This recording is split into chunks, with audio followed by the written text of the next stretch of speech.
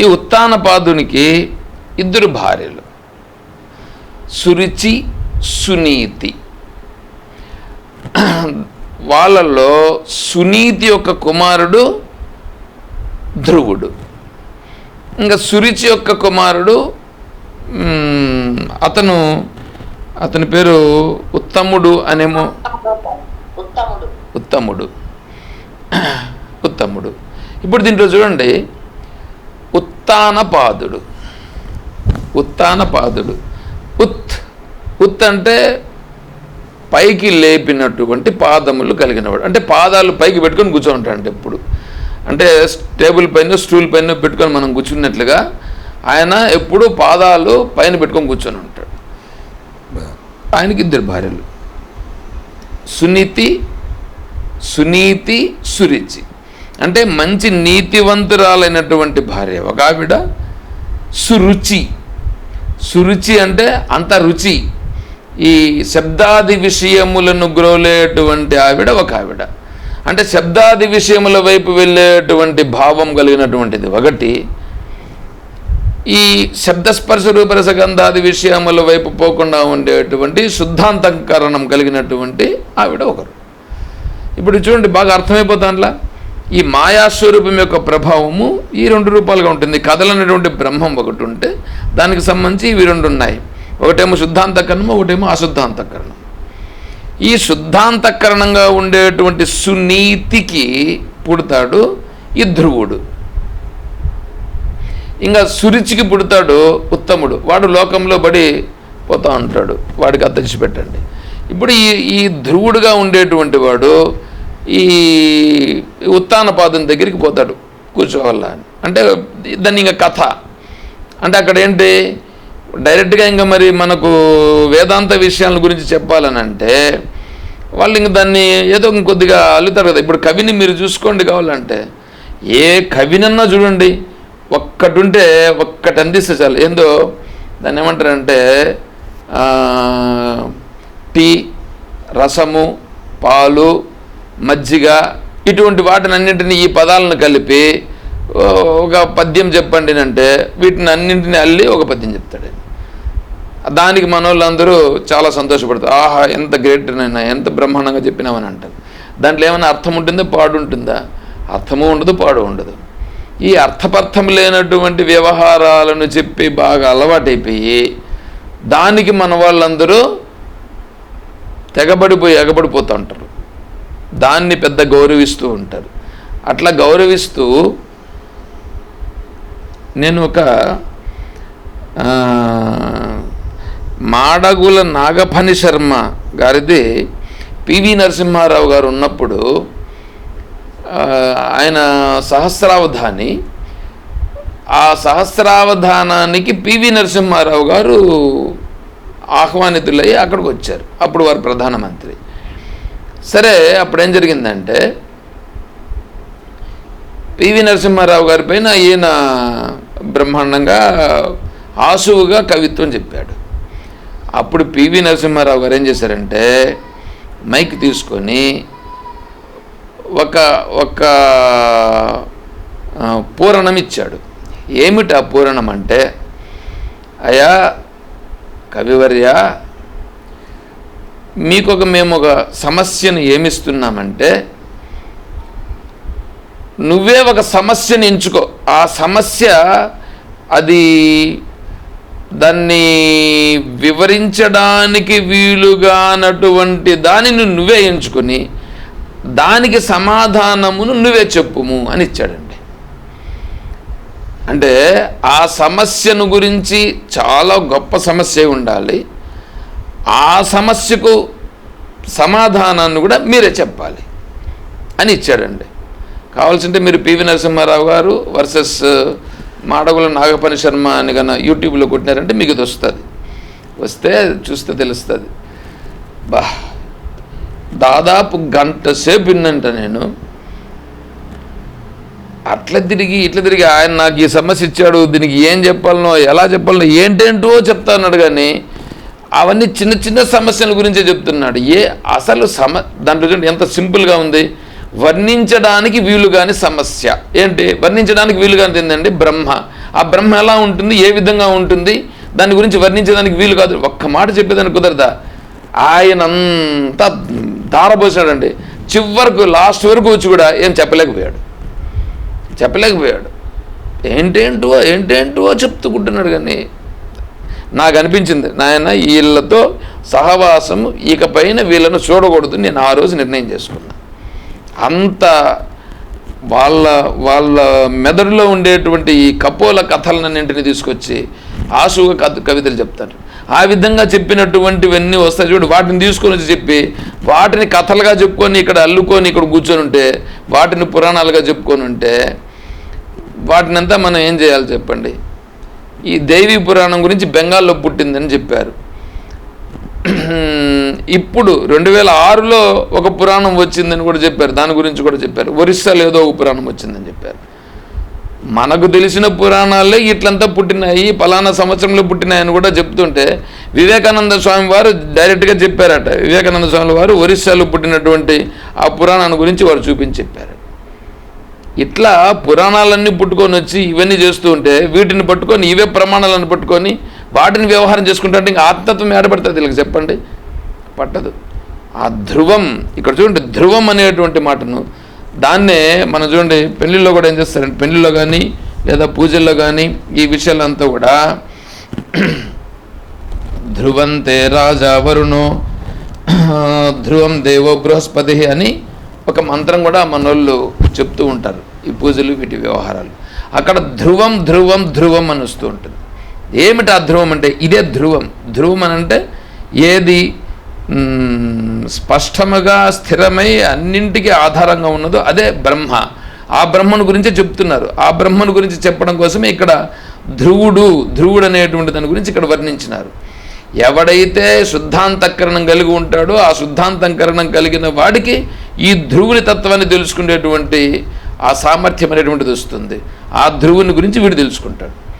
ఆ ధ్రువునికి 2 భార్యలు,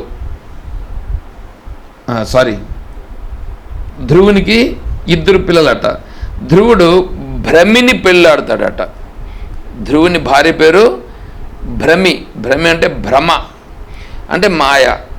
ఈ మాయని పెళ్ళాడితే ఈ ధ్రువునికి వచ్చేసి ఇక్కడ దీన్ని వర్ణిస్తూ ఉన్నప్పుడు ఈ ధ్రువ నక్షత్రం గురించి తీసుకున్నప్పుడు ఇటువైపు అటువైపు 2 ఎండ్స్ ఉంటాయి. ఆ 2 ఎండ్స్ అనేటువంటివి ఏవైతే ఉన్నాయో వాటిని 2 పిల్లలని వర్ణించారు. ఆ 2 పిల్లలే కాలము.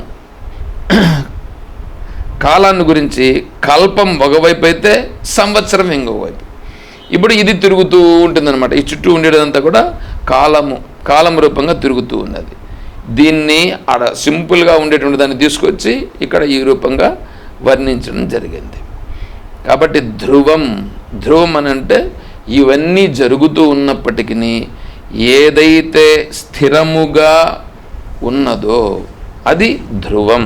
ఇవన్నీ మారిపోతూ ఉంటూ కూడా ఏదైతే మారని తత్వం ఉన్నదో అది ధ్రువం. ఇటువంటి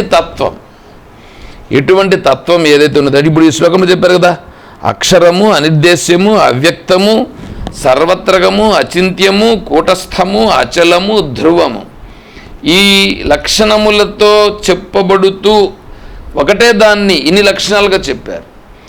ఒకటే ఆ ఒక్కదానినే ఇన్ని లక్షణములతో దాన్ని చూపిస్తున్నారు. ఆ ఒక్కదాన్ని ఇప్పుడు ఉపాసన చేస్తున్నారు. అంటే ఈ రూపంగా ఉండుట, అంటే నేను అలా ఉండు, అదే నా స్వరూపం అని ఉన్నారు. వాళ్ళు ఎలా ఉంటారు అనే దాన్ని ఇప్పుడు 4వ శ్లోకంలో చెప్తున్నారు. సన్నియమ్యేంద్రియ గ్రామం సర్వత్ర సమబుద్ధయః తే ప్రాప్నువంతి మామేవ సర్వభూతహితే రతాః. సన్నియమ్యేంద్రియ గ్రామం, ఇంద్రియముల సముదాయమును బాగుగా నిగ్రహించి సర్వకాలములయందు సుఖ దుఃఖాది ద్వంద్వముల ఎడల సమానమైన బుద్ధి గలవారై వారు సకల ప్రాణుల హితమునందు ప్రీతి గలవారై నన్నే పొందుదురు. అంటే ఇప్పుడు భగవంతుడు ఏం చేస్తున్నాడంటే, ఇప్పుడు ఇలా ఉంటారు కదా వాళ్ళు, పర్యుపాసతే అంటే అలా ఉండుట అంతే. వాళ్ళేమో అలా స్థిరపడి ఉన్నారు. ఇది బ్రహ్మం అంటే ఇది. మరి ఇదంతా కూడా ఏర్పడింది ఈ మనస్సు చేత, ఇంద్రియాల చేత. ఈ శరీరం వచ్చింది కూడా మనస్సే కల్పించింది. ఈ శరీరంతో పాటుగా చుట్టూ ఉండేటువంటి ఈ జగత్తును కూడా మనస్సే బయట దీన్ని విసిరేసి, ఈ జగత్తులో తనే విసిరేసి, మళ్ళీ ఈ జగత్తులో నేను వేరని, ఈ జగత్తు వేరని కూడా అదే మనస్సే మళ్ళీ దీన్ని కల్పించింది. ఇలా కల్పించి ఇలా వ్యవహారం చేస్తూ ఉంది. మరి అటువంటప్పుడు ఇది సత్యం కాదు, ఇది కల్పన అని తేలిపోయిందిగా. ఇలా అసత్యమైనటువంటి దీనికి ప్రాధాన్యమును వీళ్ళు ఇవ్వకుండా, ప్రాధాన్యం ఇవ్వకుండా అంటే దీన్ని ఇదేదో ఇది పనికిరానిది కాబట్టి దీన్ని మేము తోసేస్తున్నాము అని అట్లా కాదు. వివేక జ్ఞానము చేత ఇది సత్యమైనది కాదు అని గుర్తించినారు. ఎండమావుల యందు నీరు సత్యమా? చూస్తే ఎండమావుల్లో నీళ్ళు ఆడున్నాయి, ఎండమావుల యందు నీళ్లు లేవు. నీళ్లు లేకుండానే నీళ్లు వలె కనిపిస్తుంది. అట్లాగా ఈ సర్వము సత్యము కాకపోయినా సత్యమా అన్నట్లుగా తోస్తున్నది. మీకు మొదట్లో ఇంకోటి చెప్పడం మర్చిపోయాను. అచలం అని అన్నప్పుడు చలం, కదులుతూ ఉన్నట్లుగా ఉంది అనేటువంటి విషయం వచ్చినాం అక్కడ. ఇది కదులుతూ ఉన్నది ఎవరు అంటే ఆ చైతన్యాశ్రయమై ఈ ఇంద్రియములతో, ఈ మనస్సుతో ఆభాసుడుగా ఉండి ఇక్కడ కదులుతున్నది. ఆభాసుడుగా ఉండి కదులుతున్నది అంటే ఇవన్నీ కదిలేటట్లుగా ఉన్నది. ఈ కదిలేటట్లుగా ఉండేది చైతన్య ప్రభావం వలన జరుగుతున్నది. కదలకన్నా ఉన్నది చైతన్యమే. అంటే ఇప్పుడు రెండింటినీ ఇక్కడ అర్థం చేసుకోవాల్సి వస్తుంది. అందుకనే ఈ సగుణ బ్రహ్మను ముందు తెలుసుకోవాలి. సగుణ బ్రహ్మను తెలుసుకున్న తర్వాత ఈ కదిలేదంతా కూడా ఆ బ్రహ్మ యొక్క ఆభాస చేత కదులుచున్నది అనేది మనకు దృఢమవుతుంది. అలా ఆభాస చేత కదులుతున్నది అని ఎప్పుడైతే మనం తెలుసుకుంటామో, ఇప్పుడు కదులుతూ ఉన్నది దీనికి ఆధారంగా ఉన్నది బ్రహ్మమే అనేది మనకు అప్పుడు తెలుస్తుంది. అప్పుడేమవుతుందంటే ఈ కదులుతూ ఉండేదానికి వెనకాల ఉండేది ఇది, ఇప్పుడు కదులుతూ ఉండేది ఇదేంటి అని దీన్ని ఇప్పుడు పరిశోధన చేస్తాం. అలా పరిశోధన చేసినప్పుడు విచారణ ద్వారా, వివేకము ద్వారా, మన యొక్క అనుభవము ద్వారా, అంటే వివేక, విచారణ, జ్ఞాన అనుభవముల ద్వారా ఇది ఎండమావుల వంటిది అని నిశ్చయం అవుతుంది. అలా నిశ్చయమైనప్పుడు దీనికి ప్రాధాన్యం ఎవడిస్తాడు? ఏమంటే ఉండేదానికైతే మనం ప్రాధాన్యం ఇవ్వాలండి, కాదని నేను కూడా చెప్పట్లేదు. ఉంటే దానికి ప్రాధాన్యం ఇస్తాం, లేకపోతే దానికి ఎట్లా ప్రాధాన్యం ఇస్తాం? ఇప్పుడు ఒకటి చెప్తానండి, జగత్తు ఉంది అనేది ఒక సిద్ధాంతం. రెండవది ఏంటంటే జగత్తు కనిపిస్తూ ఉంది, జగత్తు కనిపిస్తూ ఉంది, చూచేటప్పుడు కనిపిస్తూ ఉంది, కానీ విచారణ చేస్తే లేదు. ఇది రెండవ సిద్ధాంతం. మూడవ సిద్ధాంతం ఏంటంటే అసలు జగత్తు లేదు, అసలు జగత్తు లేదు. ఇప్పుడు దీంట్లో మనం దేనిని పట్టుకోవాలి? దేనిని పట్టుకోవాలంటే జగత్తు లేదు అనే స్థితికి రావాలి. జగత్తు లేదు అనే స్థితికి మనం డైరెక్ట్గా వెళ్ళిపోతే వచ్చేస్తుందా? తెలిసిపోతుందా? అయ్యా జగత్తు లేదయ్యా, జగత్తు లేదయ్యా, జగత్తు లేదయ్యా అంటే ఏమయ్యా మమ్మల్ని నువ్వు ఏమనుకుంటున్నావయ్యా? ఎందుకయ్యా ఇట్లా మాట్లాడుతున్నావా? మాకేం వేరే పనులు లేవనుకుంటున్నావా? మేము ఏదో వచ్చినామని చెప్పి, క్లాస్కి వచ్చినామని చెప్పి నువ్వు ఈ విధంగా మమ్మల్ని అందరూ పట్టుకొని జగత్తు లేదు, జగత్తు లేదు అని చెప్తాను. ఇదేమన్నా ఏమయ్యా ఎట్లా అనుకుంటున్నావయ్యా అనే మాట మనకు వస్తుంది. అట్లా కాదు, నువ్వు ఫస్ట్ స్టేజ్కి రా. జగత్తు ఉంది జగత్తుంది. విచారణ చేస్తురా, జగత్తు నువ్వు చూస్తే ఉంది, చూడకపోతే జగత్తు లేదు. ఇప్పుడేమి, జగత్తు చూచినప్పుడు ఉంది. ఓకే, కొంతవరకు కరెక్ట్. తర్వాత ఏంటి, అసలు జగత్ అనేది లేదు. ఎందుకు? జగత్ అనేటువంటిది ఉంటే బ్రహ్మ జగత్తు రెండు అవుతాయి. బ్రహ్మ జగత్తు రెండు లేవు, ఉన్నది ఒకటి. ఏకమేవా ద్వితీయం సన్నామ రూప వివర్జితం. కాబట్టి ఉన్నదే ఒకటైతే నీకు రెండు ఎట్లవుతాయి? రెండే లేవు అక్కడ. శృతి వాక్యం, తర్వాత గురువుల వాక్యం, తర్వాత నీ అనుభవం, మూడు సరిపోవాలని అంటే నీ అనుభవం నీకు కనిపిస్తూ ఉండొచ్చు, నీకు జగత్తంతా కనిపిస్తుంది. కానీ శృతి చెప్తా ఉండేది ఉన్నది ఒకటే, బ్రహ్మమే ఉన్నది, కానీ జగత్తు లేదని చెప్తా ఉంది. అంతేకాకుండా మహాత్ములుగా ఉన్నటువంటి గొప్ప గొప్ప జ్ఞానులందరూ కూడా ఈ జగత్తు లేనిదే అని వాళ్ళు చెప్తున్నారు. మరి రెండు అక్కడ వైపు ఉన్నప్పుడు మరి నా అనుభవంలో తప్పు ఉంది. ఇప్పుడు నేను ప్రయత్నం చెయ్యి, విచారణ చెయ్యి, చాలా స్పష్టంగా తెలుసుకుంటే అప్పుడు నీకు నిర్ణయం అవుతుంది. ఇలా నిర్ణయం చేసుకోవాలంటే దానికి సరిపోయినటువంటి శ్రోత్రియుడు బ్రహ్మనిష్ఠుడైనటువంటి గురువుని ఆశ్రయించాలి.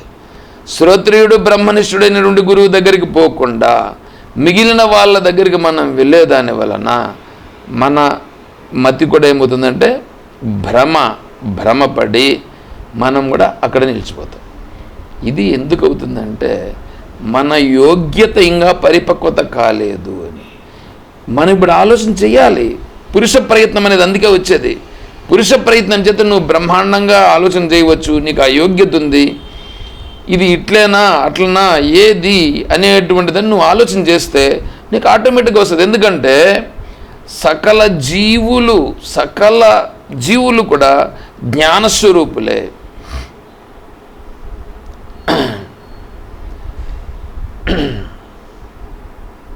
సకల జీవులు జ్ఞానస్వరూపులే అని చెప్పడం జరుగుతుంది. మరి అటువంటిప్పుడు ఏ జీవి గొప్పవాడేం కాదు, ఇంకొక జీవి ఏం తక్కువేం కాదు. అందరి యందు ఉన్నటువంటి జ్ఞానం ఒకటే. మరి నీకు కూడా ఆలోచన సామర్థ్యం ఉంది, నువ్వు కూడా సక్రమంగా ఆలోచన చేయగలుగుతావు. ఎందుకు చేయవట్లాగా? నాకు ఎంత నేను చదువుకోలేదు. నీకు చదువుకోవాల్సిన పనిలా, ఆలోచన చేసేదానికి చదువుతే ఏం పని ఉంది? ఆలోచన చేసేదానికి చదువుతో ఏం పనిలా? నువ్వు ఆలోచన చేస్తే నీకు వస్తుంది. అది చదవాల్సిన అవసరం ఏమీ లేదు. చదువుకోకపోయినా నీకు ఆలోచన చేసే సామర్థ్యం ఉంది. వింటున్నావు కదా, వినేది చాలు. వినిన తర్వాత దాని గురించి ఆలోచన చెయ్యి. అప్పుడు ఆ వినే దాంట్లో నువ్వు కూడా నిర్ణయం చెయ్యి. ఎవరిది వినాలా ఎవరిది వినకూడదు అనేది కూడా మళ్ళీ నువ్వే నిర్ణయం చేసుకోవాలా. ఈడ వినేదే, ఇంకో జాగాలో వినేదే, వాళ్ళది వినేదే, వీళ్ళది వినేదే, అందరిది వినేదే. అందరిది నెత్తినేస్తే ఏమవుతుంది? ఆ పనికి రాని మున్సిపాలిటీ ట్యాంక్ లాగా అవుతుంది. మున్సిపాలిటీ వాళ్ళు పెడతారు కదా చెత్తపుట్ట, అట్లా చెత్తపుట్టలాగా అవుతుంది. అందరివి ఎత్తేస్తే ఆ పనికి రానిది అవుతుంది అన్నమాట.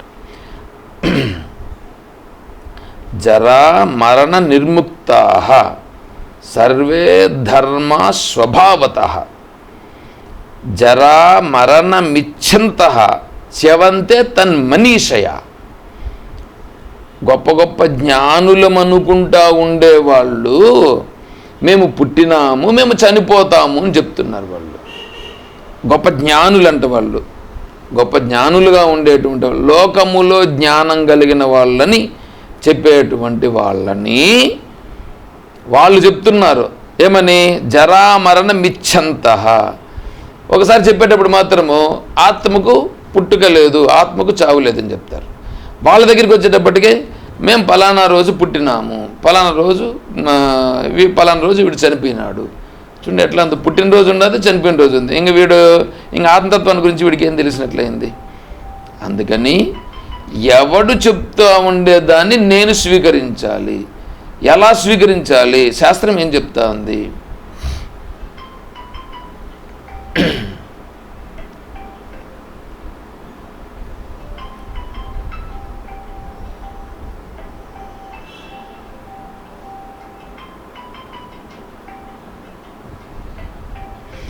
సరే, ఇలా ముందు నిశ్చయానికి మనం రావాలి. మన మనస్సుతో ముందు నిశ్చయానికి వచ్చి, ఎందుకంటే ఈ ఈ మానవ శరీరముతో ఉన్నప్పుడే మనకి ఈ యోగ్యత ఉంది. మిగిలిన శరీరాలకు దేనికి ఈ యోగ్యత లేదు. అందువలన మనం ఇక్కడ బాగా కొద్దిగా ఆలోచన చేసి, విచారణ చేసి, ఒక నిశ్చయానికి వచ్చి మన ఈ జన్మను ఏం చేయాలంటే సక్రమమైన మార్గంలో వెళ్ళేటట్లుగా మనం చూసుకోవాలి. అందుకే ఇక్కడ చెప్తున్నాడు, వాళ్ళు ఎలా ఉంటారు. ఇది నిర్గుణోపాసకులు, అంటే గుణములు లేనటువంటి స్థితిని ఉపాసన చేసేటువంటి వాళ్ళు ఎలా ఉంటారు అనేదాన్ని 4వ శ్లోకం చెప్పి, 4వ శ్లోకం తర్వాత 5వ శ్లోకంలో ఇది దేహభావనతో ఉండేటువంటి వాళ్ళకి ఇది చాలా కష్టం అని చెప్పి 5వ శ్లోకంలో చెప్తాడు. దేహభావనలో ఉండేటువంటి వాడు దీన్ని ఇంత పరిపక్వమైనటువంటి స్థితిలో ఆలోచన చేసే సామర్థ్యం వాడు చెయ్యలేడు అని భగవంతుడు 5వ శ్లోకంలో చెప్తాడు. ఈ 4వ శ్లోకాన్ని రేపు కొద్దిగా బాగా వివరంగా వివరించుకునే ప్రయత్నం చేద్దాం. శంకర జయంతి మనకు 2వ తారీఖు వస్తూ ఉందండి. 2వ తారీఖు శంకర జయంతి శుక్రవారం రోజు వస్తుంది. కాబట్టి ఇక్కడ కుప్పంలో ఉండేటువంటి వాళ్ళు ఖచ్చితంగా సాయంకాలం పూట మనం ఇక్కడ ఆశ్రమంలో శంకరుల వారి యొక్క ఫోటో పట్టుకొని వారి యొక్క భాష్యాన్ని మనం అర్థం చేసుకోవడమే శంకరుల వారికి మనం ఇచ్చేటువంటి గౌరవము, మర్యాద, శంకరులను ఆరాధించడం అంతా అవుతుంది. కానీ మనం ఇక్కడ ఉన్నాం కాబట్టి మనం కూడా ఇక్కడ ఏం చేస్తామంటే శంకరుల వారికి మనము శంకర భాష్యాన్ని కొద్దిగా పట్టుకొని దాన్ని తెలుసుకుంటూ, అదేవిధంగానే శంకరుల వారిని కూడా మనం కూడా కొద్దిగా పూజ చేసుకొని ఒక పుష్పాన్ని సమర్పించి మనం కూడా నైవేద్యం కూడా, మీరు కూడా ఎవరైనా ఇక్కడ ఉండే వాళ్ళు తెచ్చేట్లు కూడా నైవేద్యం కూడా తేవచ్చు. ఆ నైవేద్యం కూడా తెచ్చి స్వామికి సమర్పించి మనం ఆ రోజు సాయంకాలము శంకరుల వారికి పూజ చేసుకుని తర్వాత విచారణ కూడా కాన్సెప్ట్ చేసుకొని ఆ రోజు పూర్తి చేసుకుందామని నేను తెలియజేస్తున్నాను. సరే, ఓం తత్సత్. ఓం అసతో మా సద్గమయ. ఓం తమసో మా జ్యోతిర్గమయ. ఓం మృత్యోర్మా అమృతం గమయ. ఓం శాంతి శాంతి శాంతి. హరి ఓం తత్సత్. ఓం సర్వం శ్రీ సద్గురు చరణారవిందార్పణమస్తు. ఓం జయ బోలో శ్రీకృష్ణ పరమాత్మకి జయ. బోలో గీతా మాతా की జయ. బోలో భక్త మండలి की. హర నమః పార్వతీపతయే. జయ సీతారాం. హరి ఓం తత్సత్. ఓం హరి ఓం హరి ఓం హరి ఓం హరి ఓం హరి ఓం ఓం ఓం హరి ఓం.